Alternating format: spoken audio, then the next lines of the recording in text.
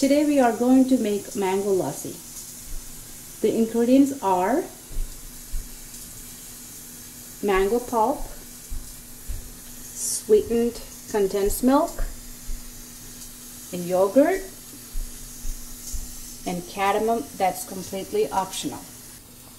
I used 2 cups of mango pulp, 2 tablespoons yogurt,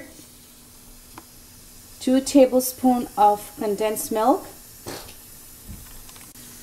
Let's blend it together.